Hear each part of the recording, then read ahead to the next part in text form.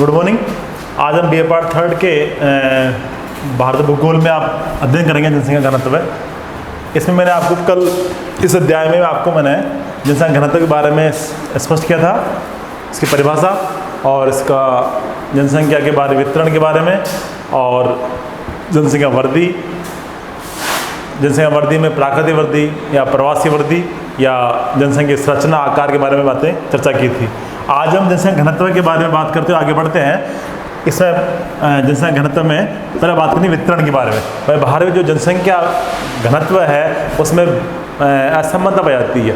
अलग अलग क्षेत्रों में, अलग अलग राज्यों में, अलग अलग नगरों में, गाँवों में जनसंख्या में असमानता मतलब घनत्व में डिफरेंस या अधिक अंतर पाया जाता है। इसका कारण क्या है और कहाँ सर्वाधिक जनसंख्या पाई जाती है, कौन से क्षेत्रों में जनसंख्या कम पाई जाती है, कौन से में ज़्यादा पाई जाती है, इसका कारण क्या है, वो सारे कौन से कारक है उस बारे में अपन बात करेंगे। जनसंख्या वितरण में अपन बात करते हैं। सबसे पहले जनसंख्या घनत्व में वितरण। भारत में ऐसे कुछ क्षेत्र है या राज्य हैं जहाँ सर्वाधिक जनसंख्या पाई जाती है, वहाँ कई ऐसे प्रदेश है या जहाँ पर जनसंख्या बहुत कम पाई जाती है, कहाँ बहुत अधिक पाई जाती है, कहाँ सामान्य पाई जाती है। इसके बारे में बात करते हैं तो आगे घनत्व में सबसे कम जनसंख्या जो क्षेत्र है अति न्यून घनत्व वाला क्षेत्र। पहले अति न्यून घनत्व वाला क्षेत्र। अति न्यून घनत्व मतलब जहाँ पे 100 व्यक्ति से कम व्यक्ति निवास करते हो, ऐसे राज्य या भूक्षेत्र या भौगोलिक प्रदेश जहाँ जनसंख्या घनत्व 100 से कम पाए जाते हैं, वो प्रदेश कौन से हैं, उसे कहते हैं अति न्यून घनत्व वाले क्षेत्र। अति न्यून घनत्व में ऐसे हो जाते हैं जिसमें आता है आपका जम्मू कश्मीर, जिसमें आता है आपका मुख्य एक तो आता है अति न्यून घनत्व में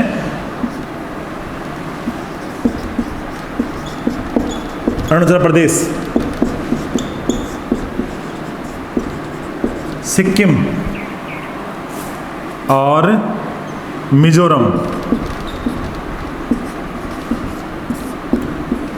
अंडमान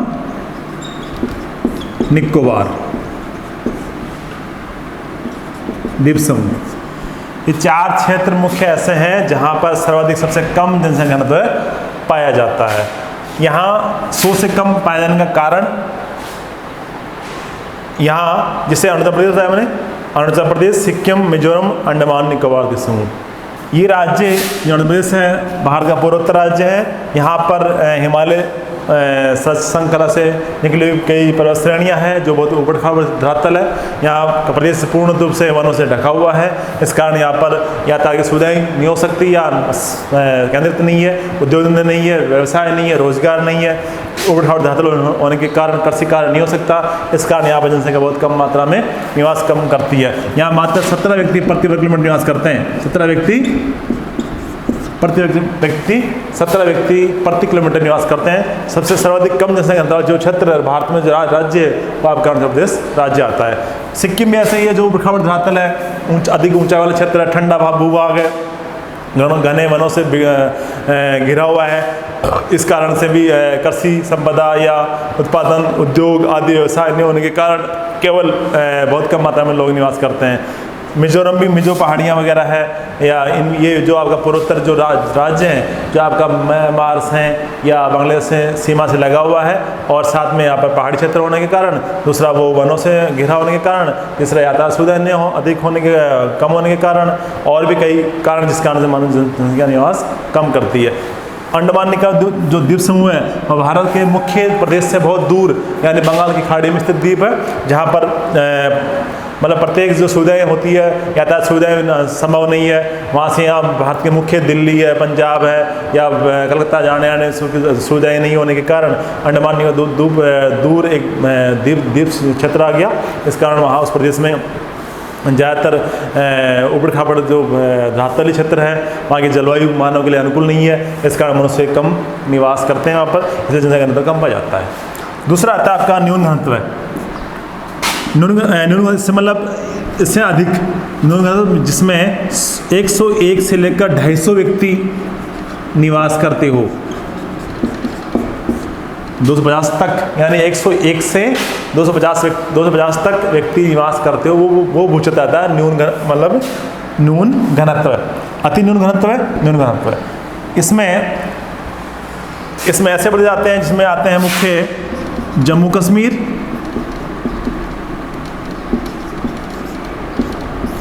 हिमाचल प्रदेश,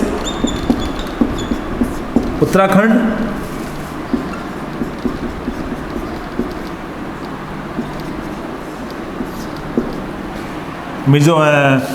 उत्तराखंड, नागालैंड और मणिपुर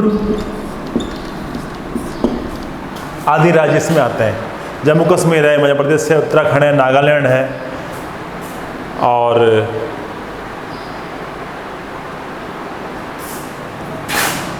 ये राज्य।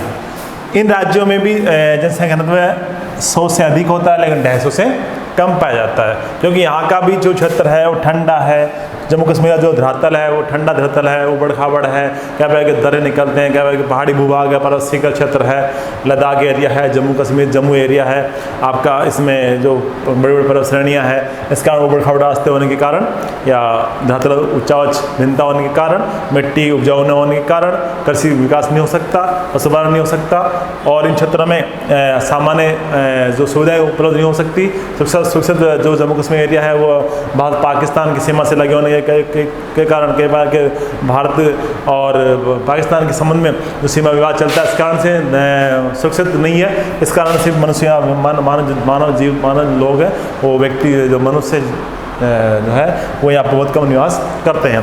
इसके बाद हिमाचल प्रदेश आ गया। हिमाचल प्रदेश में ऐसी स्थिति है कि वो भी उबड़ खाबड़ धरातल वाला जो हिमालय पर श्रृंखला का भूभाग आ गया, वहाँ भी धरातल उबड़ खाबड़ है, कृषि का विकास नहीं हो रहा है। इसी कारण इस क्षेत्र में भी निवास कम करते हैं। इस कारण ये सभी उत्तराखंड है, नागालैंड है, मणिपुर है, वहाँ 250 से कम और 100 से अधिक व्यक्ति निवास करते हैं। मोटा कारण यही हुआ इसमें कि आपका इसका उच्च भिन्नता या धरातली स्वरूप या घरे अधिक वनों का आवरण होना या सड़कों विकास नहीं होना, इस कारण से मानव विकास कम है। तीसरा आता है सामान्य जनसंख्या घनत्व। सामान्य घनत्व आता है 251 से 500 व्यक्ति निवास करते हैं। 251 से लेकर 500 व्यक्ति निवास करते हैं, वो आता है सामान्य जनघनत्व वाले प्रदेश। इसमें आते हैं आपके जो मुख्य राज्य हैं, इसमें जो मुख्य राज्य आते हैं आपके वो है आपका दक्षिणी जो राज्य है उड़ीसा है, तेलंगाना है, गुजरात है। इसमें आते हैं उड़ीसा,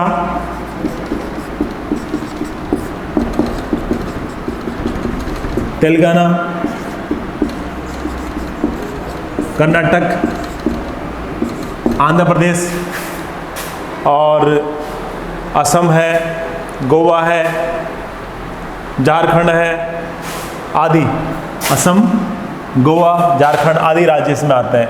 ये दक्षिण जो देश जो दक्षिण राज्य भारत के जो दक्षिण प्रायद्वीप पठार है, वहाँ की जो मिट्टी है वो लवा निर्मित मिट्टी है। वहाँ पर जो पठारी भाग है, समतल पठारी भाग है, लेकिन उसमें कई क्षेत्र ऐसे भूभाग है जहाँ पर घनी आबादी पाई जाती है। और 250 मतलब कई क्षेत्र ऐसे जो ग्रामीण क्षेत्र है वो जनसंख्या कम है, लेकिन जो शहरी क्षेत्र है, उद्योग धंधे हैं, व्यवसाय है, वहाँ पर लोगों को रोजगार मिला हुआ है, वहाँ पर कोई पोर्ट बने हुए हैं, बंदरगाह है, उसी कारण से वहाँ पर मनुष्य को मानव जगत वहाँ निवास करता है। इस कारण 250 से लेकर 500 व्यक्ति निवास कौन जो क्षेत्र आते हैं दक्षिण प्रायद्वीप पठार में, कर्नाटक है, केरला है, आंध्र है, आपका उड़ीसा है, झारखंड है, छत्तीसगढ़ है। ये जो पठारी भाग है, खंड क्षेत्र आ गया या बंदरगाह पोर्ट एरिया आ गया, इस कारण जनसंख्या घनत्व यहाँ क्षेत्र में बढ़ जाता है। अधिक घनत्व में आता है 500 से अधिक, 500 से 1000 व्यक्ति निवास करने वाले क्षेत्र को बोलते हैं अधिक घनत्व वाला क्षेत्र। इस प्रदेश में वो भाग आते हैं जिसमें मुख्यतः समतल मैदानी भाग। कौन से भाग? समतल जो मैदानी भाग है वो आते हैं इसमें, जिसमें यूपी का मैदान आ गया, पंजाब का आ गया, हरियाणा का आ गया, है ना, आपका पंजाब, हरियाणा, यूपी और बिहार का क्षेत्र आ गया, कुछ आपका मध्य प्रदेश आ गया इसमें, और पूर्वी राजस्थान का भाग आ गया कुछ। ऐसे मतलब मुख्य मोटे मोटे जो राज्य हैं वो आपका एमपी वाला है, तमिलनाडु वाला क्षेत्र है, और इसमें पंजाब हरियाणा क्षेत्र मुख्य, जहाँ पर समतल मैदानी भाग है, कृषि उपजाऊ भूमि पाई जाती है, वहाँ पर गंगा ब्रह्मपुत्र यमुना का जो बहाव क्षेत्र है उस कारण उसमें काव मृदा पाई जाती है। नवीन हर साल नई मृदा का निर्माण होता है, उपजाऊ मैदान का निर्माण हो जाता है। उपजाऊ मैदान होने के कारण साथ में कृषि विकास होता है, साथ में कृषि विकास साथ में यहाँ पेयजल आपूर्ति सुविधा अधिक हो जाती है। दूसरी बात विद्युत की सुविधाएँ हो जाती है, इसमें पानी से बिजली बनाई जाती है। बिजली की सुविधाएँ पावर चाहिए सभी कारखानों में, उद्योगों में, व्यवसाय करने में उसकी आपूर्ति हो जाती है। साथ चौथी बात इसमें आता है समतल भू क्षेत्र होने के कारण वहाँ पर जो सड़क विकास का प्रसार तीव्र गति से हुआ है, इस कारण मानव या मनुष्य अधिक क्षेत्रों में अधिक संख्या में यहाँ पर बसे हुए हैं। इस कारण ये जो एरिया है जो मैदानी भागों में आते हैं वहाँ पर जनसंख्या घनत्व अधिक है। आज पाँचवा है अत्यधिक घनत्व। अत्यधिक घनत्व आता है जहाँ पर 1000 से अधिक निवास करने वाले लोग। ऐसे प्रदेश जहाँ पर जनसंख्या घनत्व 1000 से अधिक है वो आते हैं आपका बिहार, वेस्ट बंगाल, आपके दादरा नगर हवेली या कोई केंद्र प्रदेश राज्य है जो दिल्ली है, दमन दीव है, पांडिचेरी, चंडीगढ़ है। ऐसे जो केंद्र प्रदेश वो राज्य इसमें आते हैं। ऐसे पर जहाँ अत्यधिक जनसंख्या घनत्व क्यों कि वहाँ पर नगरीकरण का प्रसार, जहाँ नगरीय केंद्र है या नगर क्षेत्र है वो अधिक डेवलप है, क्योंकि वहाँ पर विकास सुविधाएँ होती है, विकास होता है, साथ में शैक्षिक स्तर ऊंचा होता है, उद्योग लगे होते हैं। उद्योग संलग्न होने के कारण लोग बाहर से बस जाते हैं और कारण कई बार के सुरक्षा मिलने के कारण, स्वास्थ्य सुविधाएँ मिलने के कारण या सुरक्षित एरिया होने के कारण अब ये नगरीय केंद्र ये इस कारण से चंडीगढ़ है, दिल्ली है, ये एरिया इस क्षेत्र में जनसंख्या घनत्व बढ़ जाता है। इस कारण आपका मुख्य जो 2 राज्य बिहार और वेस्ट बंगाल है वहाँ जनसंख्या लगभग 1300 से लगभग 1500 के आसपास प्रति वर्ग किलोमीटर निवास करते हैं। इस प्रकार ये जो क्षेत्र बताया मैंने आपको अत्यधिक जनसंख्या घनत्व वाला क्षेत्र वो अधिक ज़्यादातर नगरीय क्षेत्रों के आसपास या नगरीय क्षेत्रों में आते हैं, जिसमें बताया पांडिचेरी, दिल्ली, आपका मुंबई है, इधर आपका दादरा नगर हवेली है, दमन दीव है, ये क्षेत्र इसमें अधिक आते हैं। इस प्रकार ये तो आ गया जनसंख्या वितरण के बारे में। अब बात करते हैं जनसंख्या वितरण को प्रभावित करने कारक, जनसंख्या वितरण को प्रभावित करने वाले कारक। वितरण में असमानता क्यों, मतलब जनसंख्या में जो संख्या है उसकी जनसंख्या है या मानव जो रहते हैं निवास करते हैं धरातल पर उसमें संख्या में भिन्नता क्यों है, उसका कारण क्या है, उसके कौन कौन से कारण है वो इस प्रकार से है। पहला कारण बताया इसमें मैंने उच्चावच, पहला बताया मैंने आपको इसमें उच्चावच रिलीफ, उच्चावच जनसंख्या घनत्व को प्रभावित करने वाले मूल कारकों में उच्चावच इस प्रकार से हैं कि जहाँ का धरातल समतल होता है, जहाँ धरातल उबड़ खाबड़ है, जहाँ धरातल पथरीला है, जहाँ दलदलीय है, जहाँ पर मानव के लिए अनुकूल जलवायु नहीं पाई जाती है वहाँ लोग कम निवास करते हैं। जहाँ पर जाके जलवायु मानव के लिए अनुकूल होती है या धरातल उच्चावच मतलब मोटा कारण उच्चावच में क्या आता है, धरातल की संरचना आती है, संरचना मतलब उसकी बनावट कैसी है। तो जहाँ का धरातल समतल है, जैसे बताया मैदानी भाग जहाँ काव मृदा पाई जाती है, कौन सा भाग है, यूपी का, बिहार का, वेस्ट बंगाल का, पंजाब हरियाणा का जो मैदानी प्रदेश है, जो गंगा ब्रह्मपुत्र का, सिंधु का जो मैदानी भाग है जहाँ नदियाँ प्रवाहित होती है, उन क्षेत्रों में अधिक मात्रा में समतल भूभाग, समतल प्रदेश का निर्माण करती है और वहाँ मनुष्य अधिक संख्या में निवास करते हैं। वो जो राज्य हैं पंजाब हरियाणा, वेस्ट बंगाल, बिहार, ये राज्य अधिक जनसंख्या घनत्व वाले हैं क्योंकि वो समतल भूभाग है। वहाँ पर आसानी से हर क्षेत्र का विकास हो जाता है। वहाँ पर पानी पानी ले जाने में या रेल यात्राएं या रेल लाइन का विकास हो जाने में, सड़क परिवहन का विकास हो जाने में सुविधा होती है। सड़क परिवहन हो जाए, विकास हो जाए तो उद्योग लगाने में, उद्योग से कच्चा माल लाने में, ढोने में सवार मतलब मनुष्य आने जाने उसको दुविधा नहीं होगी। इस कारण से वहाँ पर उच्चावच भिन्नता मतलब जहाँ पर उबड़ खाबड़ होगा, उच्चावच भिन्नता मतलब पहाड़ी होगा, वहाँ पर लोग कम निवास करते हैं। पहाड़ी बात करें तो मैंने बताया आपको, जैसे आपका उच्चावच बात की मैंने आपको, जम्मू कश्मीर है, सिक्किम है, आंध्र प्रदेश है, असम है, मणिपुर है, नागालैंड है, पूरा पथरीला पहाड़ी वाला एरिया है, उबड़ खाबड़ है, कठोर शैलियाँ होती है, अधिक ढाल होता है, इस कारण मनुष्य यहाँ पर कम निवास करते हैं। तो पहला कारण है उच्चावच भिन्नता होने के, समतल भागों की अपेक्षा पहाड़ी भागों में जनसंख्या कम निवास करती है। दूसरा आता है आपका, दूसरा टॉपिक इसमें आता है जलवायु, climate.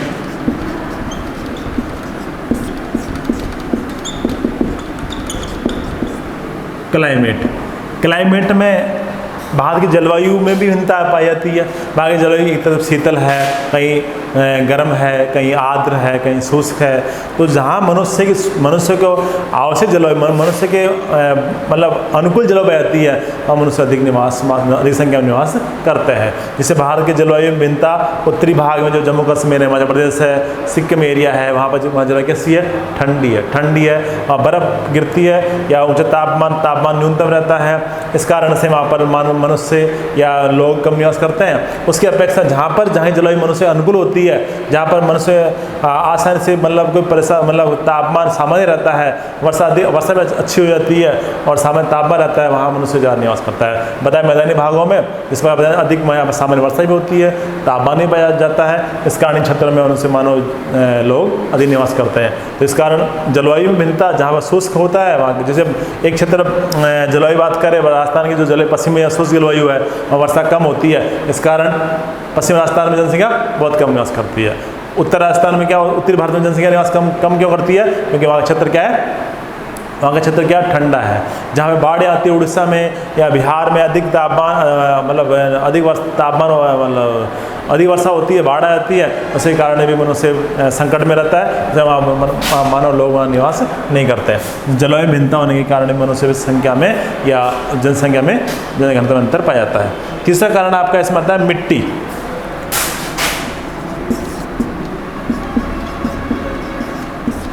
Soils.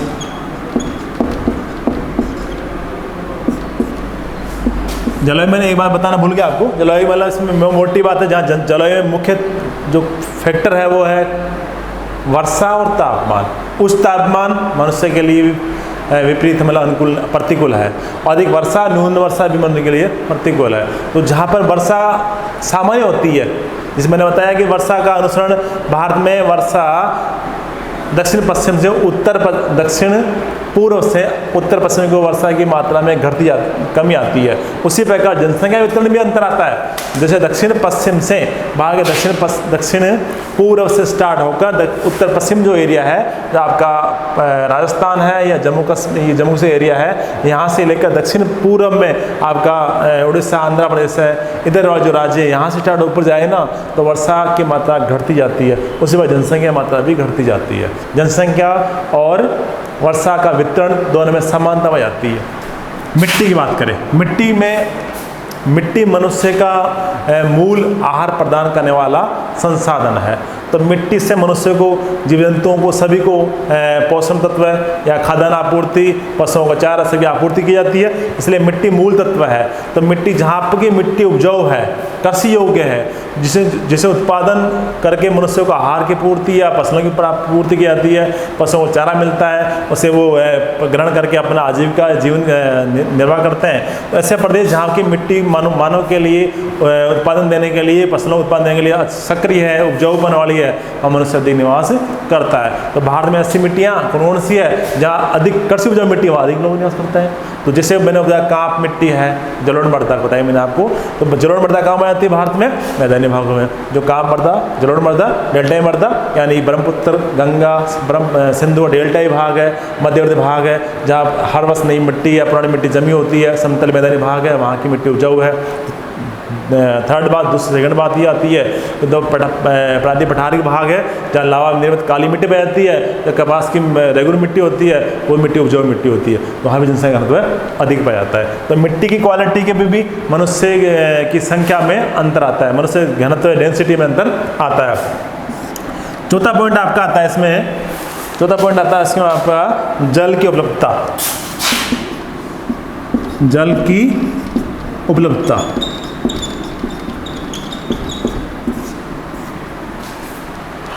Product of water.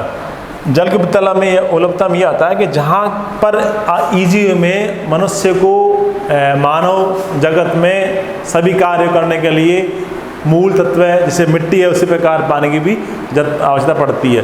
तो जहाँ पर पेयजल आपूर्ति मुख्य, दूसरा सिंचाई, तीसरा उद्योग, कृषि कार्य, सभी कार्य में पानी की आवश्यकता पड़ती है, जल की आवश्यकता पड़ती है। उसके लिए मनुष्य जहाँ पर आसानी से नदी नहरें बहती हैं, कुएँ हैं, ट्यूबवेल है, तालाब बने हुए पानी भरते वसा होती है, उन क्षेत्रों में मनुष्य अधिनिवास करता है। सीधी बात यह है कि जहाँ जल ईजीएम में आसानी से मीठा जल, स्वच्छ जल आपूर्ति होती है। जैसे बताया, जो मैदानी भाग है या उत्तरी जो भारत है, उसमें जो हिमालय से निकलने जो नदियाँ होती है, जो सदाबहानी नदियाँ होती है, उससे जो मीठा स्वच्छ जल प्रवाहित होता है, वो कृषि के लिए भी और पेयजल आपूर्ति करता है। इसलिए नदी घाटियों के स्थान, नदी घाटी ये जो क्षेत्र है, वहाँ मनुष्य अधिक संख्या में निवास करते हैं। इसी कारण भारत का उत्तरी प्रदेश, उत्तर प्रदेश है, बिहार है, झारखंड है, आपका पंजाब हरियाणा है, ये जो प्रदेश है वेस्ट बंगाल है, या आपका असम का कुछ प्रदेश है, ये क्षेत्र क्यों अधिक घने बसे हैं? क्योंकि यहाँ पर जो उपलब्ध जो पानी की मात्रा है वो मीठे पानी की सदाबहानी नदियाँ बहती है।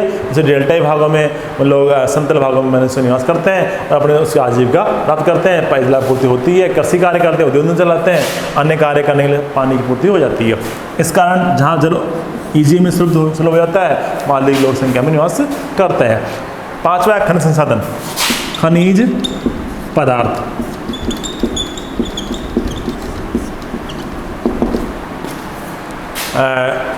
इसमें खनिज में आता है रॉ मटेरियल्स में कच्चे माल के रूप में। जैसे खनिज होते हैं, आपको संसाधन होते हैं खनिजों में, जैसे धात्विक खनिज, अधात्विक खनिज, लोहा है, तांबा है, अब्रक है, जिप्सम है, सोना है, तांबा, चांदी है, जो भी है पदार्थ जो खनन खोद कर मिट्टी से खोद कर निकाले जाते हैं, वो खनिज संसाधन जो मनुष्य के आधुनिक युग में वो उनकी उपयोगिता है। आज आधुनिक युग में हर वस्तु उत्पादन में, निर्माण में, हर उद्योग में खनिजों की आवश्यकता पड़ती है, चाहे वो फर्टिलाइजर उद्योग, उर्वरक उद्योग हो, कपड़ा उद्योग हो, आपका सीमेंट प्लांट हो, कोई भी इंडस्ट्री एरिया, इंडस्ट्री क्षेत्र है, उसके रॉ मटेरियल कच्चा माल मिलता है, वो किस पे निर्भर करता है ज़्यादातर? खनिजों पे। खनिजों से क्या होता है, खनिज पदार्थ होते हैं तो उससे मतलब खनिजों के द्वारा कच्चा माल करके उद्योग तैयार है, उद्योग से तैयार माल प्राप्त करते हैं। इसलिए खनिज संसाधन जो क्षेत्र है, जैसे भारत का खनिज संसाधन क्षेत्र जो एरिया है वो कौन सा है? प्रायद्वीप पठारी भाग, जिसमें आपका आता है झारखंड है, जो छोटा नागपुर पठार मुख्य क्षेत्र है। छोटा नागपुर पठार क्षेत्र जैसे कोयला है, खनिज कोयला पदार्थ है, इसमें आपका जिप्सम है, अबरक है, डोलोमाइट है, राजस्थान में खतरी तांबा मिलता है, कहीं पे लोहा मिलता है, कहीं सेवा में मिलता है। तो जहाँ पर खनन क्षेत्र होता है वहाँ पर लोगों को आसानी से रोजगार मिलता है, व्यवसाय मिलता है, और रोजगार मिलता है, रोजगार की आपूर्ति इसी में हो जाती है। जिन क्षेत्रों में लोगों को लोग बाहर से आकर बसना शुरू हो जाते हैं, वहाँ जनसंख्या का संकेंद्रण बढ़ जाता है। तो जनसंख्या मतलब उन क्षेत्रों में अधिक निवास करती है जहाँ पर आसानी से व्यक्तियों को रोजगार मिले, और उससे कच्चा माल या खनन क्षेत्र निकाल कर खनिजों से खनिज खोद निकालने में काम रोजगार मिलता है, उन क्षेत्रों में अधिक निवास करते हैं। उसके कारण क्या देखते हैं, प्रायद्वीप पठार में अधिक क्षेत्र ऐसे हैं जो कर्नाटक है, छत्तीसगढ़ है, झारखंड है, आपका राजस्थान है, केरला है, तमिलनाडु क्षेत्र है, इन क्षेत्रों में खनन एरिया है। इस कारण वहाँ पर लोहा है, तांबा, जस्ता का खनन होता है, उन क्षेत्रों में मनुष्य या जन घनत्व अधिक पाया जाता है। छठा है पॉइंट आपका, जैसे घनत्व बाद में आता है आपका परिवहन के साधन, परिवहन के साधन। हाँ, इसमें आता है ट्रांसपोर्ट। इसमें इन क्षेत्रों में इसकी बात करें जनसंख्या घनत्व में, ये भी कारक मुख्य मूलभूत अपना मतलब भूमिका निभाता है कि जनसंख्या घनत्व में परिवहन साधन मूल तत्व इस प्रकार से हैं कि जिन क्षेत्रों में पर्याप्त मात्रा में रेल परिवहन, सड़क परिवहन का अधिक विकास हुआ है, वहाँ ईजीएम में अपने सामान को, स्वयं को आने जाने में, लोडिंग करने में, उठा बेचने में, व्यापार करने में, सभी कार्यों में सुविधा बनी रहती है। ऐसे प्रदेश जहाँ पर समतल क्षेत्र है, ईजीएम में सड़क निर्माण हो सकता है, रेल लाइन का विकास हो सकता है, उन क्षेत्रों में ईजीएम में सामान को ढोने में, उठा पटक करने में, बेचने में, खरीदने में, ले जाने में सुविधा रहती है। तो उन क्षेत्रों में जनसंख्या घनत्व बढ़ जाता है, क्योंकि वो क्या है, समतल क्षेत्र है और वहाँ पर समय पर वस्तु का कच्चा माल, तैयार माल पहुँचाने में, या तैयार माल को उपभोग्य क्षेत्रों में पहुँचाने के लिए, या कच्चा माल उद्योग पहुँचाने के लिए, या अपना कृषि उत्पादक क्षेत्र जो फसलें होती है, जो शीघ्र नष्ट होने वाले जो पदार्थ होते हैं, जो सब्जियाँ हैं, ककड़ियाँ हैं और फल फूल है, वो तैयार वस्तुओं को तुरंत, कच्चे माल को तुरंत बाजार में पहुँचाने की सुविधा होती है, उन क्षेत्रों में मनुष्य अधिक निवास करता है। तो उसको कच्चा माल के रूप में या तैयार माल के रूप में उपभोग्य वस्तुएं होते हैं उनको लाने ले जाने के लिए साधन चाहिए। साधन किस पे लेंगे? सड़क पे या रेल पे, रेल लाइन पे। तो रेल लाइन का विकास कहाँ होगा? जहाँ समतल भाग होगा, जहाँ पर इजी में आराम से आसानी से वहाँ परिवहन सुविधा होगी उन क्षेत्र में। जैसे थोड़ा विकास यूपी में या महाराष्ट्र में अधिक हुआ है, गुजरात में अधिक हुआ है, तो वहाँ पर राजस्थान में भी कुछ, राजस्थान में हुआ है, झारखंड में हुआ है, यूपी में हुआ है, बिहार, वेस्ट बंगाल में हुआ है, तो वहाँ पर जनसंख्या घनत्व बढ़ गया। इस कारण परिवहन साधन जो सुलभ सुविधाएँ अधिक होती है, समतल एरिया है या सड़क विकास अधिक हुआ है, रेल लाइन का विकास अधिक हुआ है, वहाँ पर जनसंख्या घनत्व बढ़ रहा है। 7वां पॉइंट है लास्ट वाला, उद्योग धंधे। उद्योग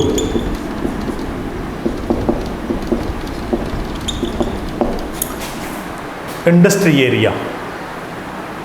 7वां पॉइंट इसमें आता है जनसंख्या घनत्व में पैदा करने कारकों में उद्योग धंधे। उद्योग मतलब इंडस्ट्री, ऐसे प्रदेश जहाँ पर पर्याप्त मात्रा में इंडस्ट्री क्षेत्र है, क्योंकि जहाँ पर कच्चा माल के द्वारा तैयार माल निर्माण किया जाता है।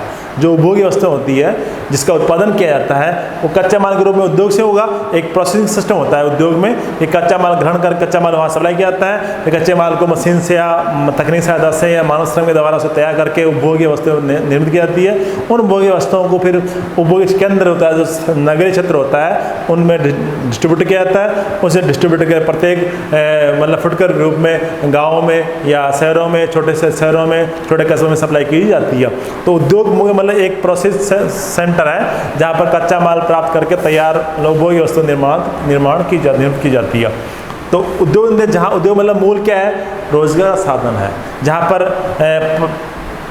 रोजगार के लिए मशीन साथ में मतलब काम करने लोगों की संख्या जब पड़ती है, तो वहाँ पर आसपास के लोग या पास के लोग, दूसरे लोग यहाँ बस जाते हैं, जो टैंड होते हैं या कुशल होते हैं या कुशल श्रमिक होते हैं, वो सब वहाँ पर काम करते हैं। रोजगार मिलता है तो मनुष्य अपना जीविका निर्वाह करता है। उसे निर्वाह करने के लिए लोग वहाँ पर बस जाते हैं और वहीं जनसंख्या घनत्व बढ़ना शुरू हो जाता है। तो ऐसे प्रदेश जहाँ पर जैसे भारत में गुजरात है इंडस्ट्री एरिया, जहाँ कपड़ा उद्योग अधिक प्रसार हुआ है, तमिलनाडु है, वहाँ भी इंडस्ट्री क्षेत्र में सूती वस्त्र उद्योग अधिक हुआ है, तो वहाँ लोग चले कपड़े का व्यापार करते हैं, कपड़े के उत्पाद क्षेत्रों में व्यापार है, श्रमिक कार्य करते हैं, अदरवाइज इंडस्ट्री एरिया कोई भी काम करते हैं उसमें जनसंख्या वहाँ बढ़ रहा है, मतलब बढ़ जाता है। दूसरा है आपका, इसके अलावा आपका महाराष्ट्र है, आपका वेस्ट बंगाल है, और पर्याप्त मात्रा में इंडस्ट्री क्षेत्र है। इंडस्ट्री अधिक हो जाने के कारण वहाँ पर लोग यहाँ से जिन क्षेत्रों में लोगों का रोजगार नहीं है वो वहाँ से प्लान करके औद्योगिक केंद्रों में जाकर बस जाते हैं और वहाँ पर रोजगार करके जीवन निर्वाह करते हैं।